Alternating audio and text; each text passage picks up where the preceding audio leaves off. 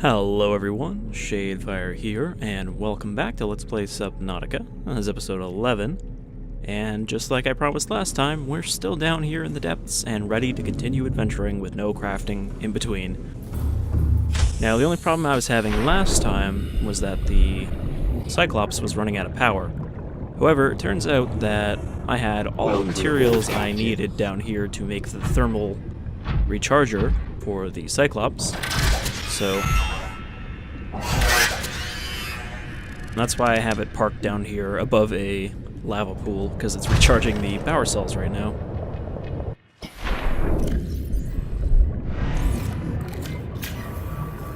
So these warpers are really aggressive. I mean, I know it's because of our progressing infection, but they definitely weren't this annoying in the pre-release builds. Alright, so we're going to make our way to the Primary Containment Facility this time.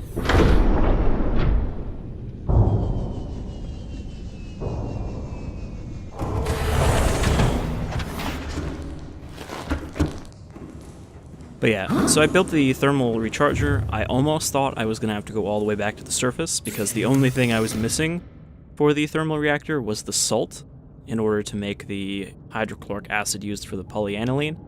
And then I remembered, oh wait, I've got a water filtration machine down here, and it produces salt. So, thanks to that I was able to build this, and now we don't have to worry about power running out. Engine powering up. And we don't even really need to sit here and wait for this to charge, because it'll keep charging as we go through hot areas. Alright, so I got... turning this around is going to be a little bit of a experience here.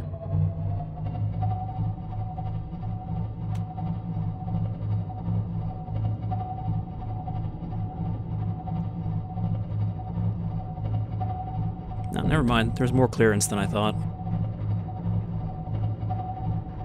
Alright, so now we just have to head back down to the lava castle chamber, and from there we can descend even deeper.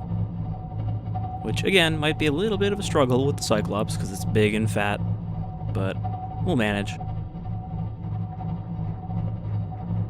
What I'm not looking forward to is the inevitable return trip all the way to the surface in this big hunk of junk.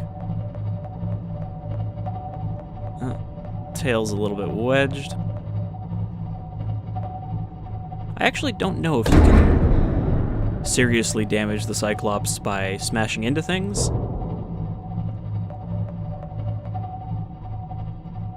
I guess you can, yeah, because at least when you're going at flank speed, when I smashed into that pillar last episode, and I messed the sub up pretty good. But I don't think if you're going slow you can really damage it too much. I don't know, maybe if you grind against a wall enough. Okay, this should be the central chamber just up ahead. Ahead flagged. Emergency speed. Warning. Vessel calibrated. Excessive noise. The other problem with using flank speed is by the time it gives you the engine about to overheat warning, it's too late to turn it off and your engine will overheat, even if you turn it off immediately when it says that.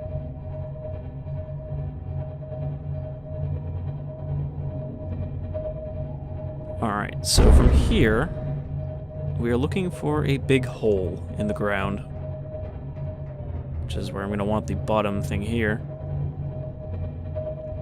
Also want to try not to aggravate the sea dragon, because he's a bit more dangerous for something as big as the Cyclops. We can't just swim in a circle around him. Okay, I think this might be the hole we're looking for.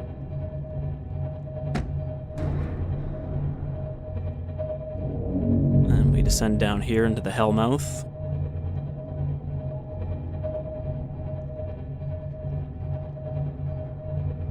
Where it's surprisingly less dark and volcanic looking. I think we just got stuck with one of the leeches. At least it sounded like it. Alright, so there's a hole there. Don't know if that's the only one we can take. I think with some persistence, we can fit the Cyclops through this little wedge.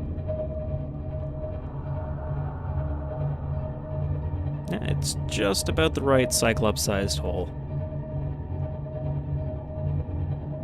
We don't really need to take the Cyclops down here. Yes, hello again. I am what you seek. Want to help you. Sorry, what were you saying? I was distracted by this spinning magma ray. I guess even the magma rays do that. It's just a native trait of the ray species. Alright, so we're gonna find out very shortly who keeps talking to us through our head, through our head, as opposed to what, our ears? Through telepathy is what I meant to say.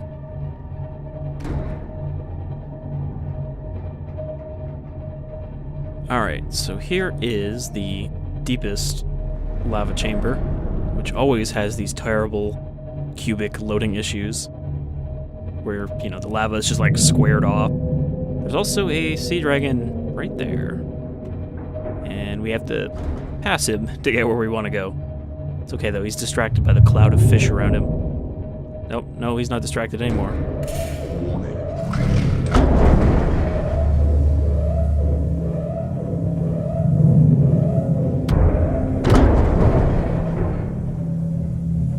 Engine powering down.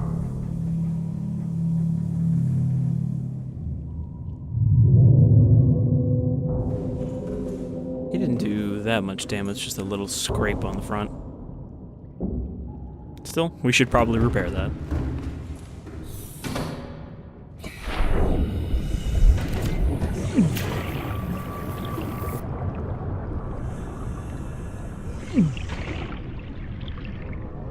Hey, friendo.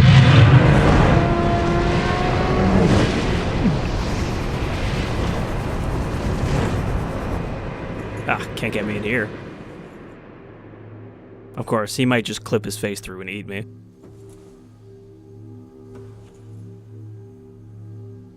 Also, you notice because I wasn't piloting the Cyclops, the fireballs didn't actually cause any damage, apparently.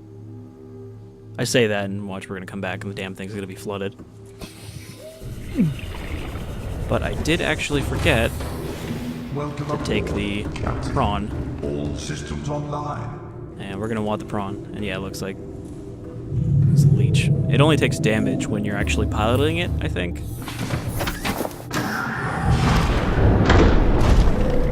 Or maybe that's only from projectiles. Hard to tell because there's only two enemies that, well, I guess three if you count the warpers, but there's only two enemies that really have projectile attacks. Alright, so here it is.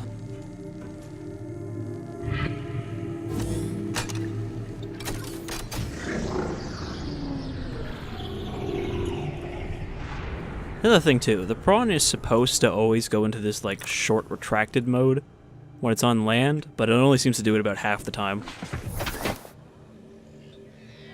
He's really aggressively patrolling that door.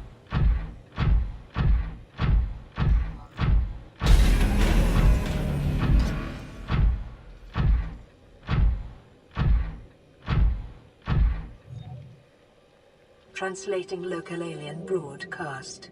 Warning, vaccine development program terminated. Emperor egg hatching project terminated. Live specimens terminated. Evacuate immediately.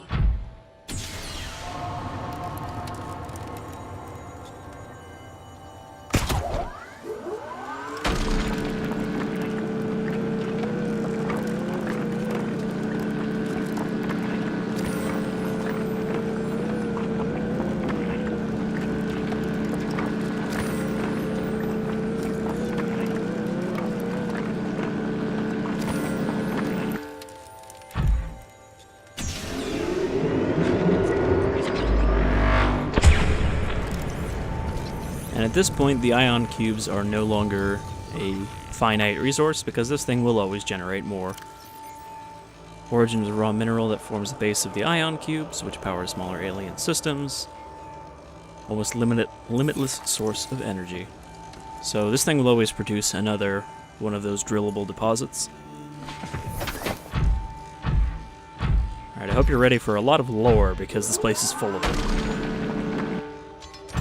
Ah.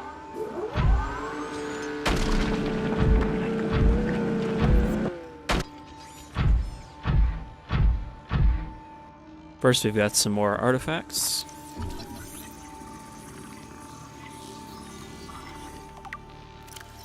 Ancient Earth Blade.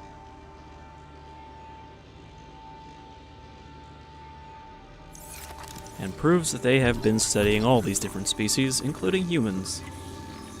But apparently not for a long time.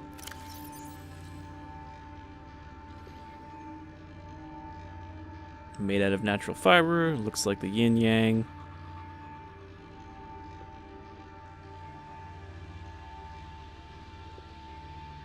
Maybe all species have a variant of the yin-yang, two opposing forces. We got this, like, statue with a floating crystal.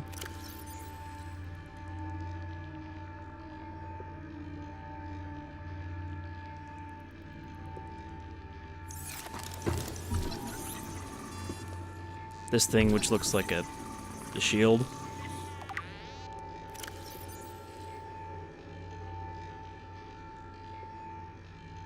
Communicator.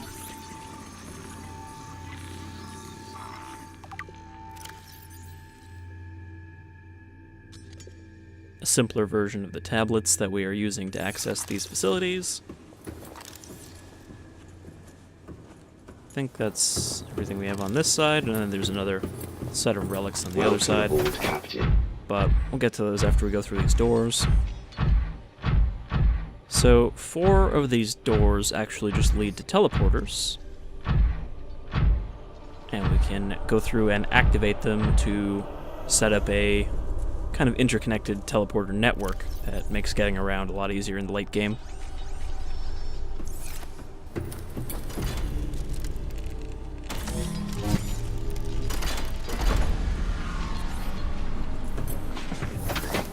I don't remember where they go, though. At least, I don't remember which one goes to where, specifically. So we'll figure that out after we're done here.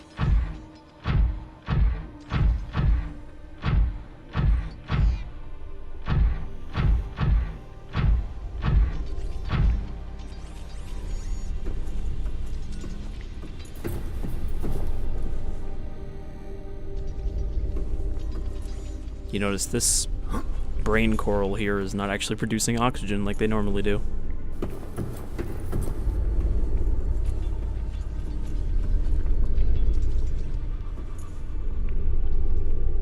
And this pipe system where you can see peepers going through.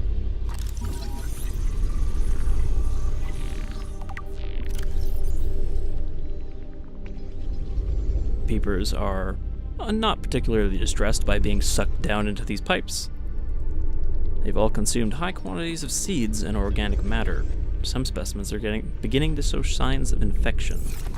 Almost like they are bringing a bunch of seeds down from the surface to somewhere else.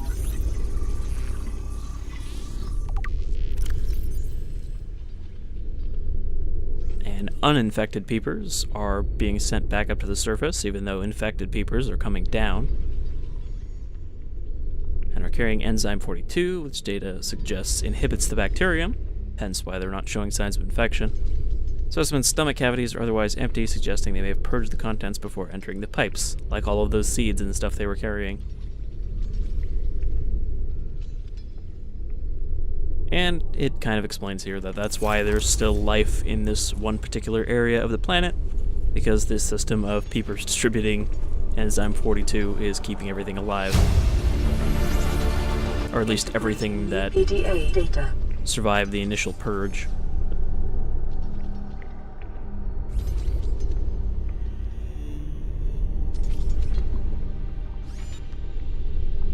And oxygen-deprived water is being flooded from the system and recycled back to the surface, as though there is something down there breathing the oxygen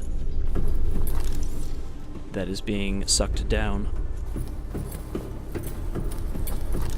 Which, you know, makes sense considering this is the Primary Containment Facility, and you might assume that they are containing something here. Like our chatty friend. Can never remember where the damn stairs for this thing are.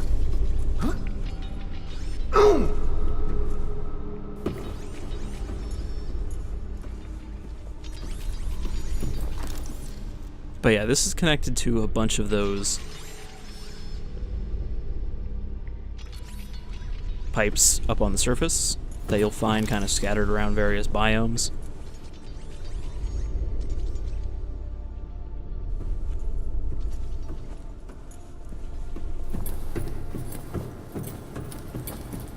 And you can see peepers getting sucked into them there too, and coming out of them, depending on what kind of pipe it is. But that's really all there is in this room, I believe. I don't think I missed any lore or anything.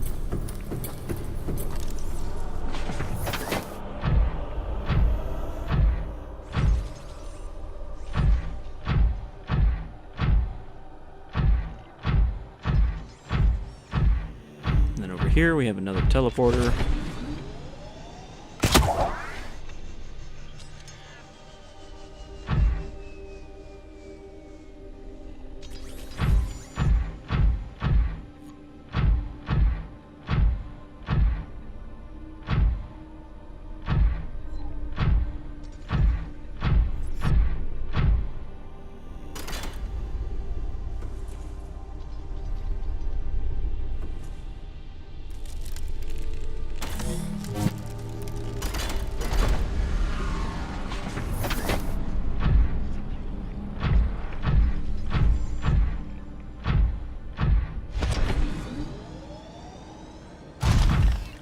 So that's this side taken care of.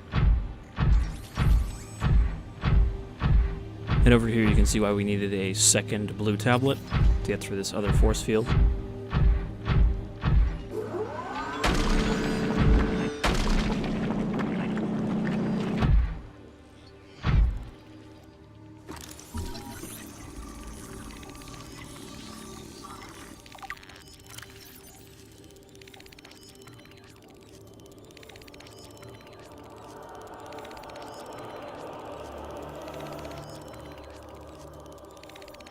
Universal translator, but it only translates into the alien's language.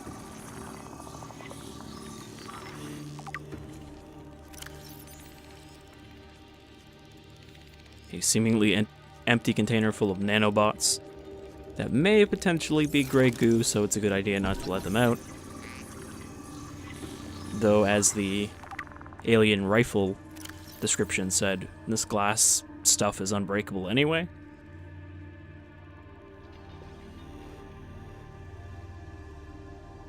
Sterilization bomb.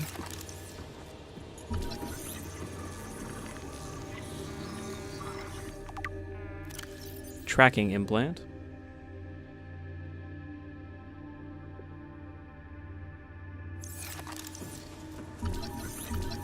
There doesn't really seem to be any rhyme or reason to this stuff, though. Like, some of it belongs to the aliens, some of it is from species they've studied.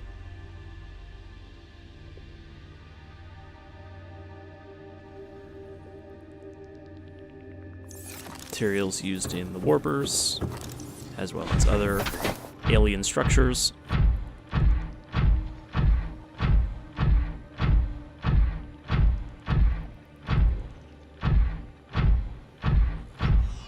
The Primary Containment Facility is cool, but it does lose some of its luster when you've seen it before, because a lot of it is just the same lore and not much else.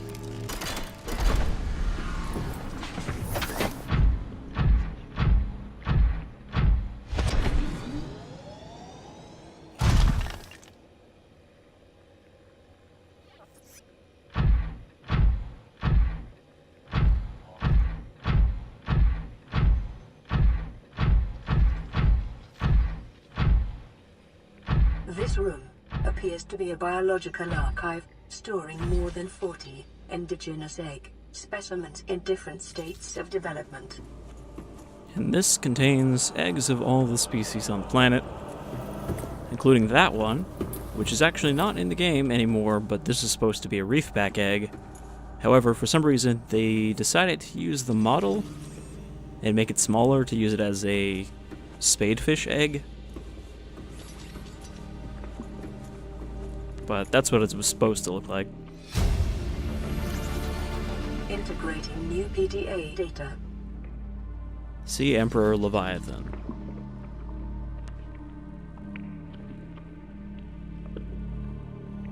Species feeds entirely on microorganisms, but then again, so does the Ghost Leviathan.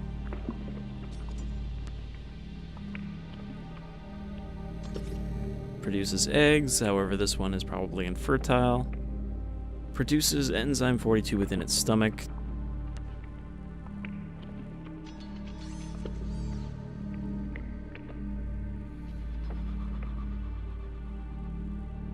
Specimen was already 1,600 years old when they captured it 1,000 years ago.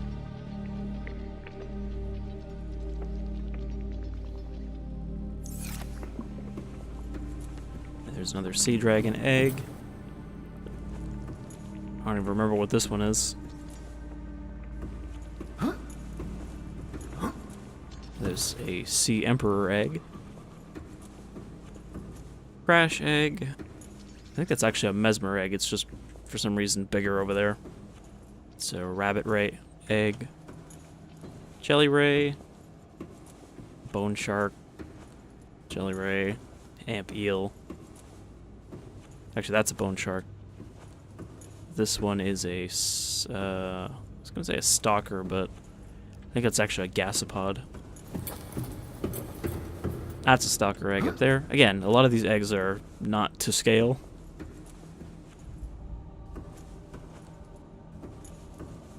This is, I think that's a lava lizard egg, but it's hard to tell because it's not green. Up there you can see a jelly ray, or a crab snake egg. But yeah, and there's all sorts of eggs here stored for study. Welcome aboard, Captain. Sadly, you can't just take them and have your complete collection of species.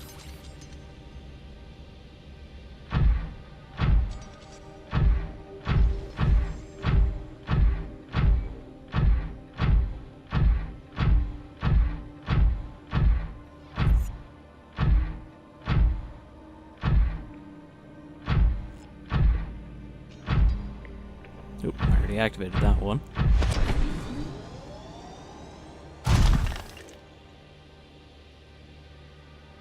Boy, the frame rate really does not like dust down here.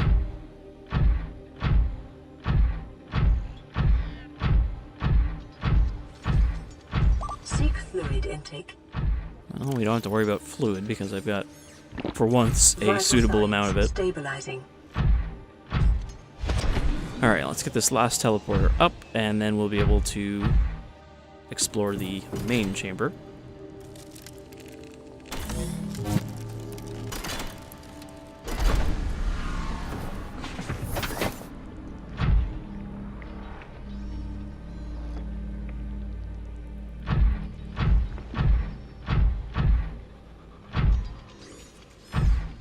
I don't know why the frame rate's all over the place in this facility, considering it's very self-contained, and it's not like it's loading anything else.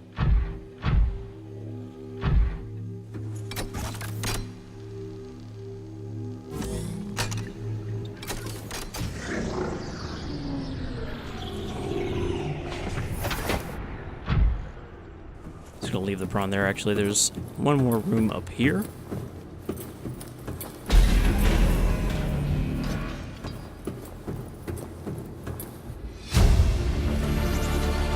Integrating new PDA data. Indigenous Leviathan was found that produces enzyme 42, which inhibits the Carobacterium. Captured and contained in a purpose-built facility. Went to great lengths to provide for the lifeform's environmental needs. However, its health quickly deteriorated. And the project was abandoned when the outbreak occurred.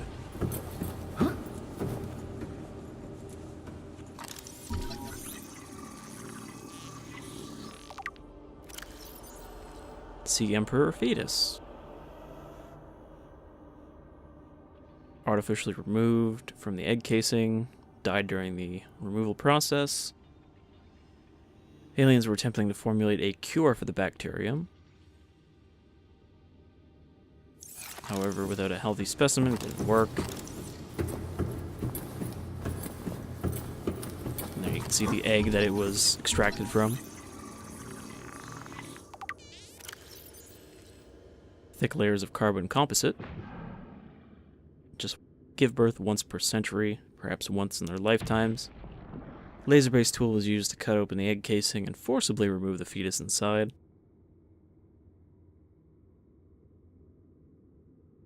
They may have gotten impatient and just cut it open when they couldn't figure out what to do to trigger it hatching.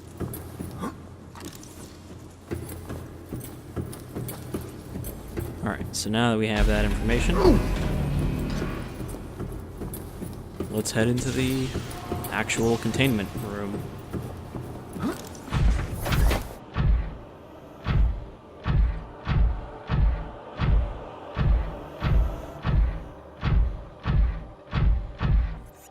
And there's like an observation window back there, but you can't get behind it. It's just a mystery what's back there.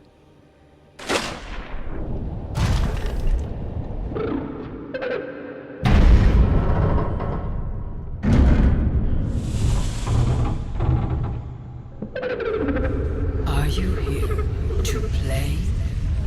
Others came here once. They built these walls. They played alone. They bored me. Now they're gone. And instead, we have you. We are curious whether you swim with the current or fight against it as they did.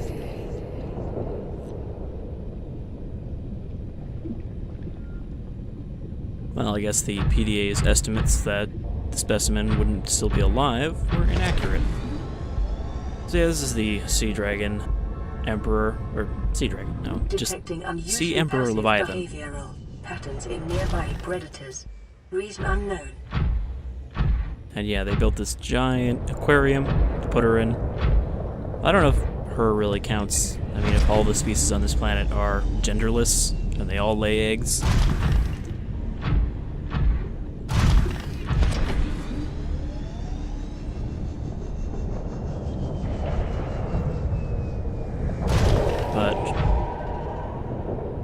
For simplicity's sake, I'm going to refer to her as she. She is the largest creature in the game.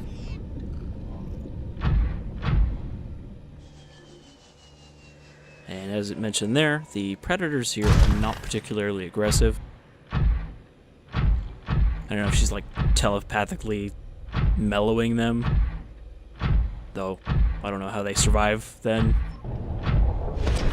But yeah, this thing is full of plants from all over the planet. Well, not all over the planet, but all over the crater. As well as a mix of species.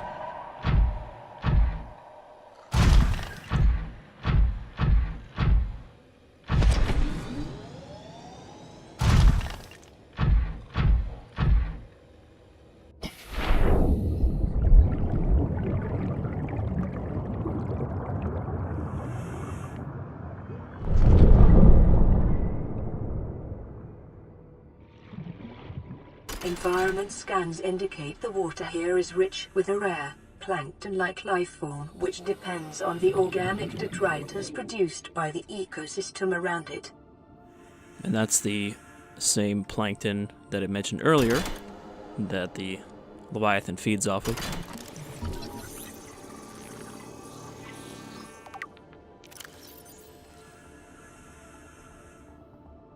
Very old eggs.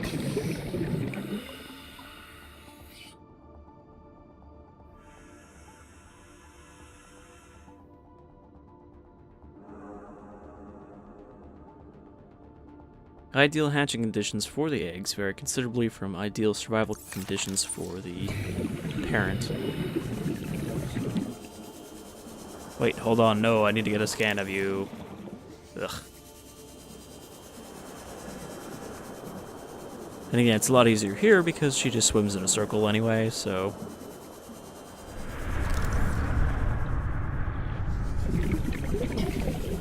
Actually, I don't know if you can scan her.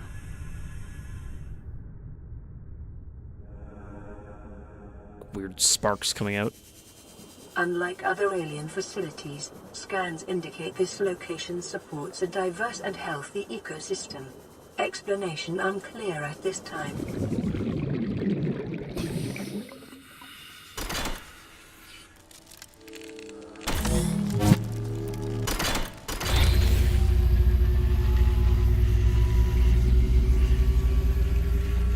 My young need to hatch, to play outside this place.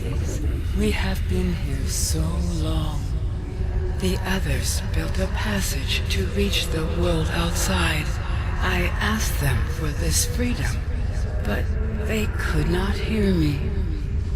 If you help us, I will give you freely what the others tried in vain to take. So it's likely that because of whatever differing, almost mechanical structure the precursors had, because, you know, it's kind of mentioned that they were probably semi-mechanical or electrical based, considering that they could store themselves after death and, you know, receive radio waves organically.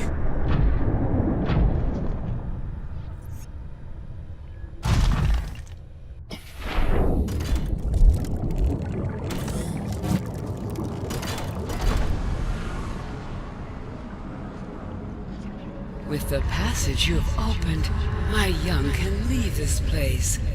But first they must feel the time is right and break free of their shells. This is what the others could not force from me. To you, I give the secret willingly.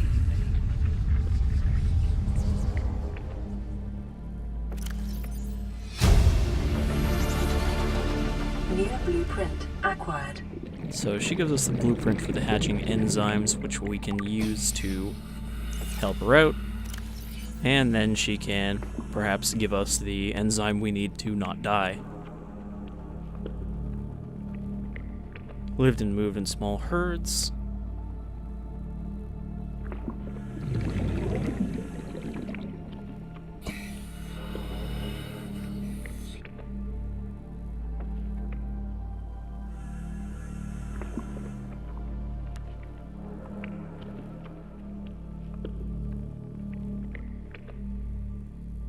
So even though they are potentially all immune to the bacterium, most of them probably died off when everything else did. Indirectly.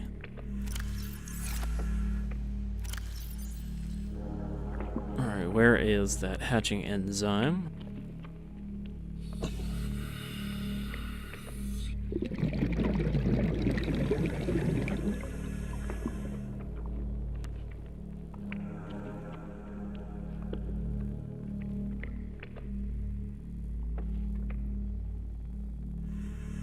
So for this we need 5 different kinds of plant seeds combined together. Obviously we're not going to find all those down here, so we need to go back out into the world and collect plants.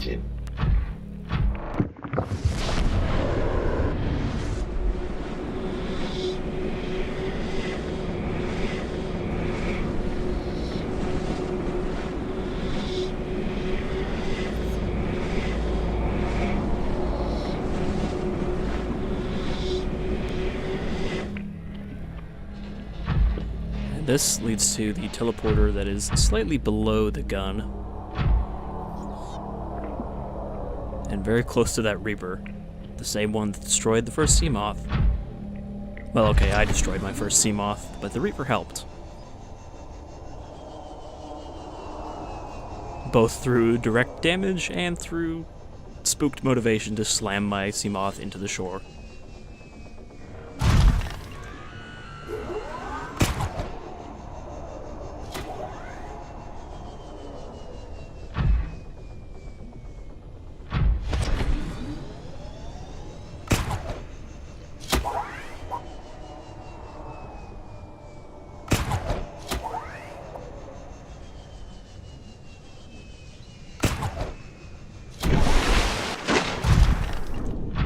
So I have the option now of heading back to base and going around retrieving the plant samples. However, the base is a fair bit of a ways away, especially using just the prawn. Now, there is actually a shortcut teleporter I could use on this island. However, it would require me to leave the prawn behind because it doesn't fit into the cave where the teleporter actually is. Still, it might be worthwhile to do that, leave the prawn there, and then just retrieve it later when I have to go back down to the aquarium, since we can just use that teleporter to get back in there.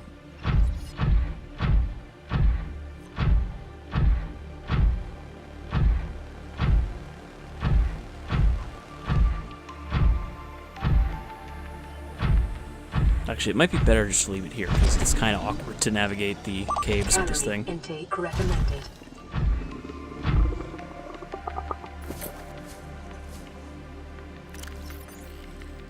I will take this copper, though, because I was short on it, which is why I harvested it in the first place. And the only problem is here is I'm worried that I might die to these friggin' cave crawlers, since my health is pretty low. And if I die, I will respawn back in the Cyclops at the bottom.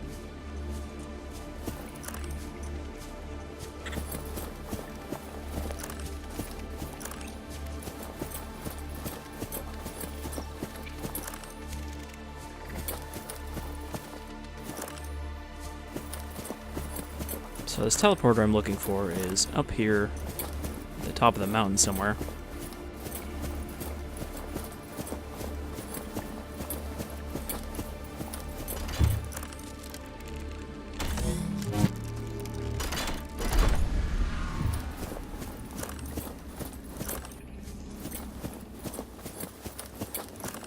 Yeah, I couldn't fit the prawn through that hole right there. And I don't know, maybe there's another way to get up here through here, but whatever. The other problem is where this teleporter leads out, the prawn would still be a pain in the ass to get back.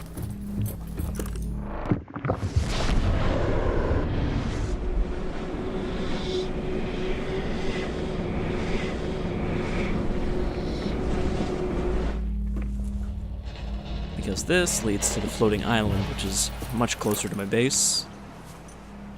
And of course, the floating island would be a pain in the ass to get through with the prawn because there's no ground close to it.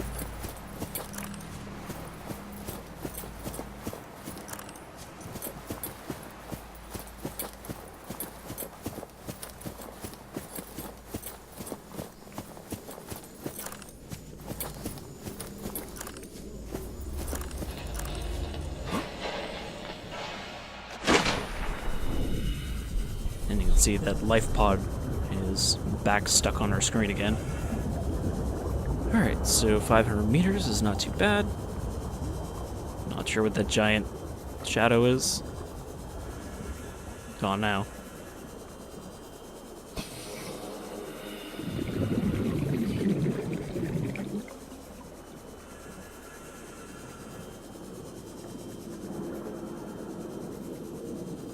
See, like, this area right near the island is a very thalassophobic island. Thalassophobic kind of area, but it's actually completely safe. No giant maw is going to come out of the open depths and swallow you.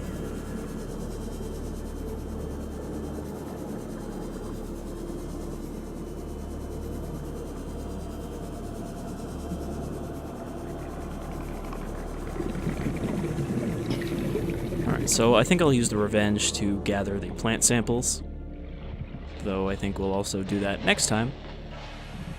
But what we are going to do before I finish here is I think we're going to build another piece of the rocket, since it's good to keep working on it. Welcome aboard, Captain. Assuming I have enough titanium to make another...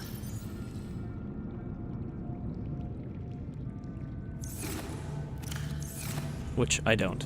I was going to say enough titanium to make another plasteel ingot.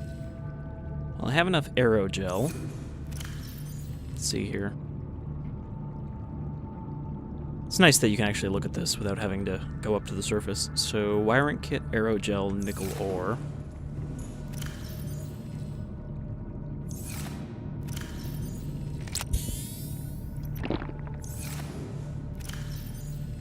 Emergency. Starvation imminent. Seek calorie intake immediately.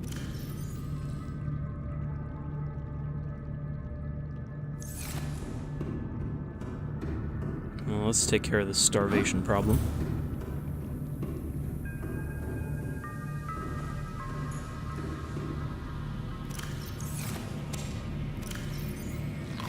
Vital signs stabilizing. Honestly, putting these planters too close to these walls is a pain in the ass because you have to unplant the small melon, replant it, which turns it into a big melon, and then break it into seeds.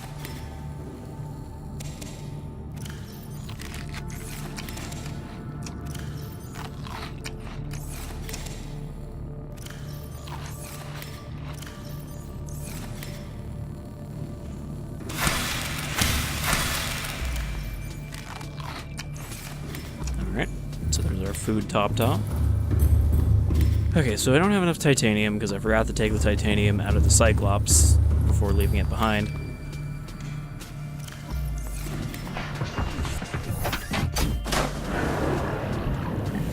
Welcome aboard. All systems online. So what we're gonna do is we're gonna go to the titanium spot.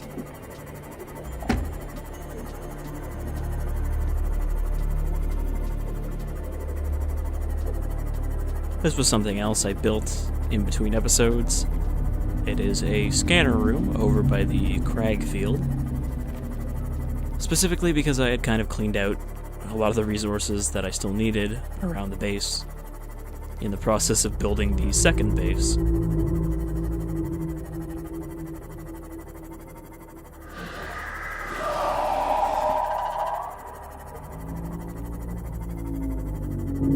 And these scanner rooms don't actually like project legs or anything, so they look silly just floating like this.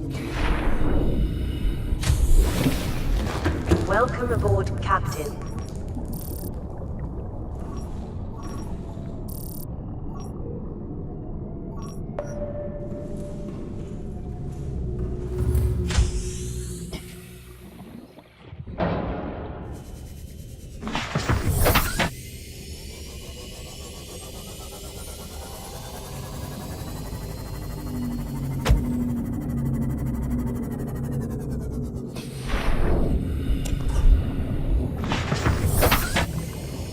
You know, I could grab a whole bunch of these, but really I only wanted to grab enough to finish this part before we end the episode.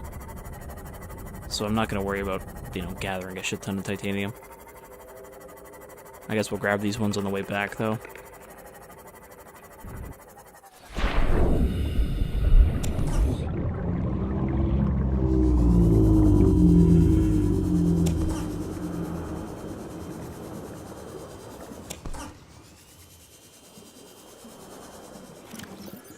And that's as much as I can carry anyway. Though I could put more in the CMOS storage, but no. Just want to get this episode wrapped up and get our next rocket piece built. And then in between episodes again, I can harvest some more titanium. Because it's not very exciting to do.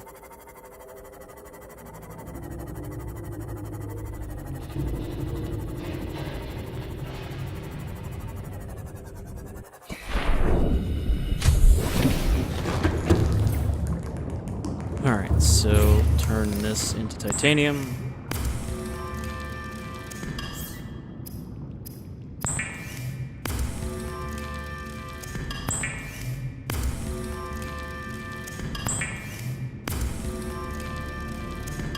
Turn that into a titanium ingot.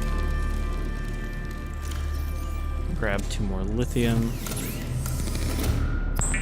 Make a plasteel ingot. Grab 3 nickel ore.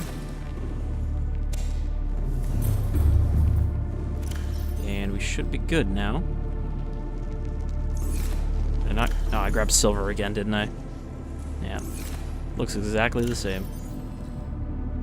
It really doesn't, but it looks close enough that I can't tell at a glance. Where did I put nickel? Did I put it with the lead? I didn't use all my nickel, did I?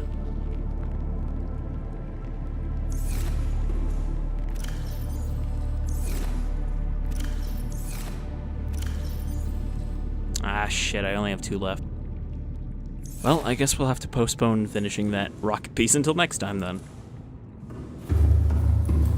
As otherwise, I would have to go all the way down to the Lost River to get some nickel.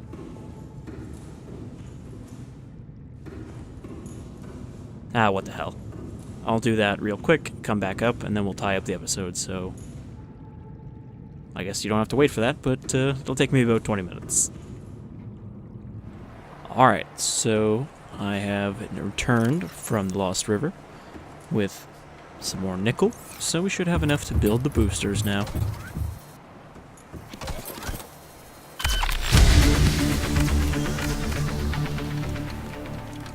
And like everything else in this escape rocket project, they are larger than I expected.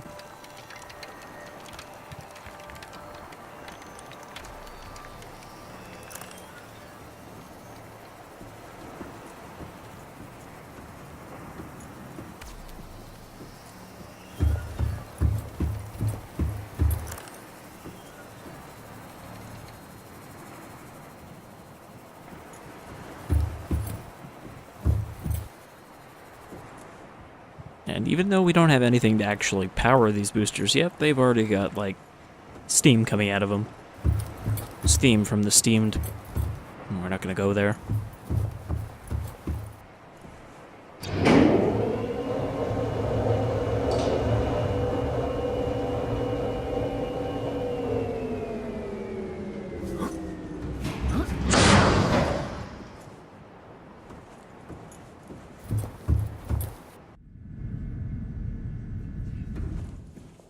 Weird that it makes a humming as though the rocket is already built next to us, but...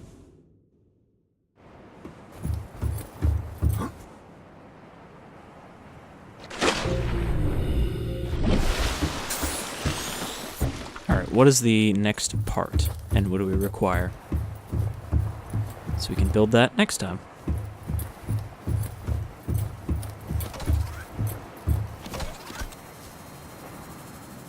Fuel reserve. Okay, so this is where we need the power cells.